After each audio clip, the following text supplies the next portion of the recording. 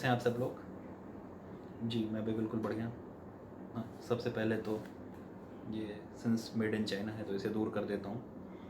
फेंकूँगा नहीं, बहुत पैसे लगे थे इसे खरीदने में। खैर सबसे पहले तो मैं आपका अपने हृदय की गहराइयों से आभार व्यक्त करता हूँ। आपको बहुत बहुत धन्यवाद देता हूँ कि आपने मेरे पिछले वीडियो को, जो प्रवासी मज़दूरों के बारे में जो मैंने बात की थी, आपने इतना सराहा, आपने इतना पसंद किया। आप में से काफ़ी लोगों के कमेंट्स आए, काफ़ियों के कॉल्स भी आए कि जो मैंने उसमें उनकी व्यथा का वर्णन किया था प्रवासी मज़दूरों की, तो आप उससे कनेक्ट कर पाए, तो मैं आपका बहुत शुक्रिया अदा करता हूँ। मेरे फादर को भी कुछ कॉल्स आए, उन्होंने भी अपने सोशल मीडिया पर उस वीडियो को शेयर किया था। तो ये मेरे लिए बहुत ही ज़्यादा गर्व की बात है। मेरे लिए एक गर्व की बात ये भी है कि मेरे पास जो कॉल्स आए, कुछ फ़ोन आए, तो उनमें से कुछ कॉल्स ऐसे भी थे जिन्होंने मुझे बताया, कुछ कॉलर्स ने, कि जो आपका हमने सुना तो उससे हमें भी इंस्पिरेशन मिला, हम इंस्पायर्ड हुए, हम प्रेरित हुए कि हम अपने इर्द गिर्द जो ज़रूरतमंद लोग हैं हम उनके लिए कुछ करें। तो हमसे जो बन पड़ा, राशन पानी कैश, हमने उनको दिया। तो मैं बहुत ही ईमानदारी से आपको कहूँगा दोस्तों कि एक लेखक के लिए इससे बड़ी बात कुछ नहीं हो सकती कि उसका लिखा हुआ कभी किसी के काम आ जाए, कभी समाज के काम आ जाए। तो मैं एक बार फिर से हाथ जोड़ करके आपको धन्यवाद देता हूँ, आपसे आभार व्यक्त करता हूँ, और साथ ही मैं विनती भी करता हूँ, गुजारिश भी करता हूँ कि अपना प्यार आप यूँ ही बनाए रखिए। दोस्तों, मेरे पिछले यूट्यूब वीडियो के बाद मेरे पास आप में से काफ़ी लोगों के मैसेजेस भी आए कि Ashwini, when are you starting off with your second YouTube video, when are you coming up with your second YouTube video? So trust me dude, I always wanted to do it in very quick succession to the first one, but apparently I was having a scarcity of time. कुछ व्यस्तताएं थी, कुछ project ऐसे थे जिन पे हम काम कर रहे थे कि हमें टाइम ही नहीं मिल पा रहा था। मगर आज अचानक ही हमें एक रियलाइजेशन आया कि कुछ भी लिखने के लिए आपको टाइम की ज़रूरत नहीं होती, आपको सिर्फ एक सोच की ज़रूरत होती है, अ थॉट प्रोसेस जो यहाँ होना चाहिए और यहाँ होना चाहिए। If it is here you are there. तो आज यूं ही मैं बैठा बैठा कुछ सोच रहा था, तो मुझे एक चीज़ का रियलाइजेशन हुआ है। मैं कह सकता हूँ कि मैं ओवर थिंक कर रहा था किसी बात पर, तो मुझे एक चीज़ का रियलाइजेशन हुआ कि हम रिग्रेट क्यों करते हैं, कोई भी इंसान रिग्रेट क्यों करता है। मगर मुझे इसका कोई जवाब नहीं मिला। हम रिग्रेट इसलिए करते हैं, शायद कि हो सकता है हम ये सोचते हैं कि हम अपने पास्ट में जा कर के, उस पॉइंट पर जा कर के ये ना करके ये किए होते तो आज हम यहाँ होते। तो हम शायद इसलिए रिग्रेट करते हैं कि हम रियलाइज़ करते हैं कि हमारे अंदर कैपेबिलिटी है। ये रियलाइजेशन भी ज़रूरी है ना, कि हम अपने आप को कैपेबल समझें। तो हम रिग्रेट करते हैं कि हम उस पॉइंट पर होकर के ये ना ये किए होते तो आज हम यहाँ पर होते। मगर नहीं होते ना, नहीं पहुँच पाओगे ना रिग्रेट करके भी वहाँ तक। तो रिग्रेट करने का कोई मतलब नहीं बनता। मैंने बहुत सोचा कि रिग्रेट करने का आउटकम क्या होता है, पर मुझे कोई आउटकम समझ में ही नहीं आया। मुझे बस एक चीज़ समझ में आई कि हम रिग्रेट करके हम उन दिनों को बुरा समझने लगते हैं जो हमारे जीवन के सबसे ज़्यादा खूबसूरत दिन होते हैं, जो कि हमारे बचपन के दिन होते हैं। हम ये सोचने लग जाते हैं कि बचपन में हम ये ना करके ये किए होते, यहाँ ना जा करके वहाँ गए होते, इसकी ना सुन करके उसकी सुने होते, तो आज हम ये ना हो करके ये होते, उस पोजीशन पर होते। मगर फ़ायदा क्या, पहुँच तो नहीं जाओगे ना आप उस पोजीशन पर। तो उससे बेहतर है कि अपने प्रेजेंट में रहो, ना अपने पास्ट को रिग्रेट करो, ना अपने फ्यूचर से डरो, प्रेजेंट को ही शेप अप करो। खैर, मैं कोई मोटिवेशनल स्पीकर तो हूँ नहीं, तो मैं इस पर तो ज्ञान नहीं दे सकता। मैं वही कर सकता हूँ जो मैं आज तक करता आया हूँ। तो मैं इस रिग्रेट वाली बात पर एक कविता लिख करके लाया हूँ। और दोस्तों, ये सिर्फ एक संयोग मात्र ही है कि इस कविता के लिए भी मैं कोई शीर्षक नहीं सोच पाया। हालांकि ये वाली कविता ऐसी है जो हम सबसे कहीं ना कहीं रिलेट करती है, तो इसका एक टाइटल सोचना आसान काम था, मगर मैंने सोचा कि ये काम क्यों ना आपको ही दिया जाए। मेरे पिछले वीडियो पर प्रवासी मजदूर वाली कविता को आप लोगों ने, आप में से कुछ लोगों ने काफ़ी अच्छे अच्छे शीर्षक मुझे भेजे।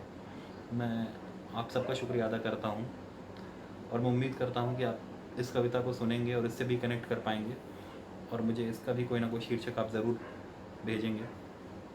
क्योंकि मेरा हमेशा से ऐसा मानना रहा है कि कविता पहले लिखो, शीर्षक बाद में सोचो।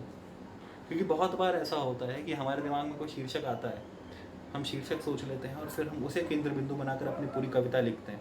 But that is not art, that is forced art. So one should never do that. आपके पास एक थॉट होना चाहिए जिस पे आप कुछ लिख रहे हो, टाइटल नहीं होना चाहिए। टाइटल तो आपको थॉट को लिखते समय दिमाग में आना चाहिए, जो कि मेरे दिमाग में नहीं आता। कविताएं लिख लेते बहुत बड़ी बात है। तो दोस्तों मैं आपको बिना टाइम गंवाए अब अपनी कविता सुनाता हूँ, और उम्मीद है कि आप कहीं ना कहीं इससे ज़रूर कनेक्ट कर सकेंगे। ये कविता बेसिकली मेरे बचपन के बारे में है, आपके बचपन के बारे में है, हम सबके बचपन के बारे में है। तो चलिए शुरू करते हैं। बदल गई है हंसी की वजह, बदल गई है अब हंसी की वजह, बदल चुका है तरीका भी, बदल चुका है तुम्हारा स्वभाव, बदल चुका है सलीका भी। क्या कभी तुमने सोचा है कि वो दिन भी कितने अच्छे थे? क्या नहीं था तुम्हारे पास जब तुम भी कभी बच्चे थे? पूरी होती थी तब हर जिद तुम्हारी, पूरी होती थी तब हर जिद तुम्हारी, अब तो जिद भी बस एक समझौता है, अब तो तुम्हारा जिद भी बस एक समझौता है।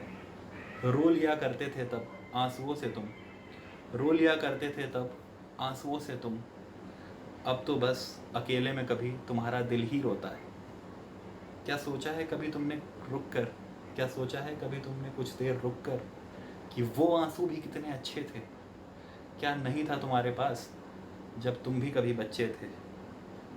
होता था तुम्हें शौक़ तब खूब घूमने फिरने का, होता था तुम्हें शौक़ तब खूब घूमने फिरने का, अब तो घर में रहने का ढूंढते तुम बहाना हो, अब तो घर में रहने का ढूंढते तुम बहाना हो। तब बात मानने से तुम कतराते थे, तब बात मानने से तुम कतराते थे, अब कतराते हो जब अपनी ही बात को मनवाना हो। क्या सोचा है कभी तुमने कुछ रुक कर कि वो शौक़ भी कितने अच्छे थे? क्या सोचा है कभी तुमने रुक कर कि वो शौक़ भी कितने अच्छे थे? क्या नहीं था तुम्हारे पास जब तुम भी एक बच्चे थे? खेल लिया करते थे तुम दोस्तों के साथ अक्सर, खेल लिया करते थे तुम दोस्तों के साथ अक्सर, अब शायद खेल का मतलब भी परस्पर बदल रहा। तब गुज़रता था वक्त मेलों और मैदानों में, तब गुज़रता था वक्त मेलों और मैदानों में, अब उस वक्त को याद करके ही एक एक पल निकल रहा। क्या कभी सोचा है तुमने रुक कर, क्या कभी सोचा है तुमने रुक कर कि वो खेल भी कितने अच्छे थे? क्या नहीं था तुम्हारे पास जब तुम भी कभी बच्चे थे? दुआओं की ताकत ने रखा था तुम्हें महफूज, दुआओं की ताकत ने रखा था तुम्हें महफूज। दुनिया की असलियत अब तुमको दिखने लग गई, दुआओं के साथ तुम्हारी आदतें भी मिलकर अब तुम्हारी तकदीर भी लिखने लग गई। क्या सोचा है तुमने कुछ रुक कर, क्या सोचा है तुमने कुछ रुक कर कि तुम महफूज ही कितने अच्छे थे? क्या नहीं था तुम्हारे पास जब तुम भी कभी बच्चे थे? याद करो उन चेहरों को, याद करो उन चेहरों को जो दिखा करते थे तुमको हर रोज़, याद करो उन चेहरों को जो दिखा करते थे तुमको हर रोज़। अब उनकी तस्वीरों को देखकर ही तुम्हें बतियाना पड़ता है, अब उनकी तस्वीरों को देखकर ही तुम्हें उनसे बतियाना पड़ता है। अखड़ता था उनका तब तुम्हें यूँ टोकना, अखड़ता था उनका तब तुम्हें यूँ टोकना, अब उनका ना होना ही तुम्हें सबसे ज़्यादा अखड़ता है। क्या कभी सोचा है तुमने, क्या सोचा है कभी तुमने रुक कर कि तुम्हारे अपनों में वही सबसे अच्छे थे? क्या नहीं था तुम्हारे पास जब तुम भी कभी बच्चे थे? क्या नहीं था तुम्हारे पास जब तुम भी कभी बच्चे थे? बनना चाहते थे तुम अपनी मर्ज़ी के मालिक, बनना चाहते थे तुम अपनी मर्ज़ी के मालिक, लो अब बन तो गए। करना चाहते थे तुम अपने दिल की सदा, करना चाहते थे तुम अपने दिल की सदा, लो अब कर तो गए। क्या सोचा है कभी तुमने रुक कर, क्या सोचा है कभी तुमने रुक कर कि तुम बंदिशों में ही कितने अच्छे थे? क्या नहीं था तुम्हारे पास जब तुम भी कभी बच्चे थे?